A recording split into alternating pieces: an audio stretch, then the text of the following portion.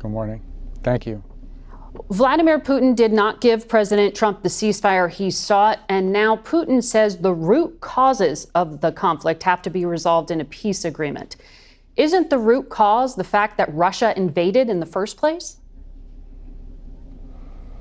Well, ultimately, yeah. But I mean, what he means by root causes is this long historical complaints that we've heard repeatedly. This is not a new argument. He's been making this for a long time. And it's the argument that it's Western encroachment. I don't want to get into it. It's just so long. But the bottom line is that we're not going to focus on all of that stuff. We're going to focus on this. Are they going to stop fighting or not? And what it's going to take to stop the fighting. And what it's going to take to stop the fighting, if we're being honest and serious here, is both sides are going to have to give, and both sides should expect to get something from this.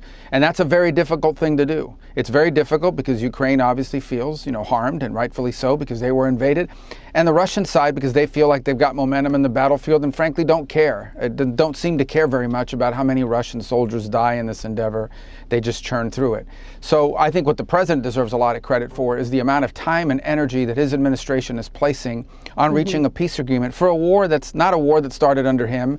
It's it's on the other side of the world. That said, I mean, it's relevant to us, but there are a lot of other issues he could be focused on. So tomorrow we'll be meeting with President Zelensky. We'll be meeting with European leaders. We just met with Putin. He's dedicated a lot of time and energy because he has made it a priority of his administration to stop or end war, stop wars or prevent them. And right now, this is the biggest war going on in the world. It's the biggest war in Europe since World War II.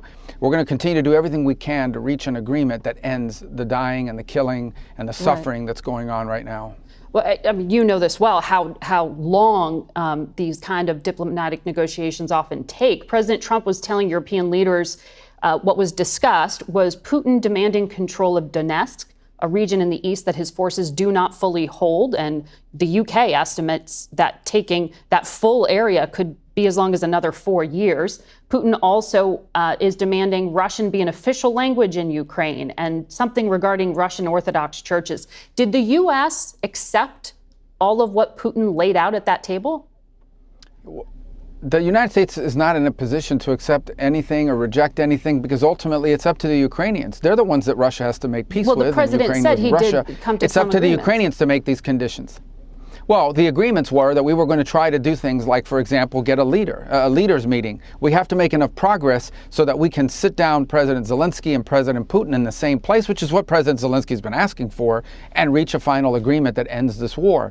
Now, there were some concepts and ideas discussed that we know the Ukrainians could be very supportive of in that meeting. I don't think we're not going to negotiate this in the media. I understand that everybody wants to know what happened, but ultimately there are things that were discussed as part of this meeting that are potentials for breakthroughs, that are potentials for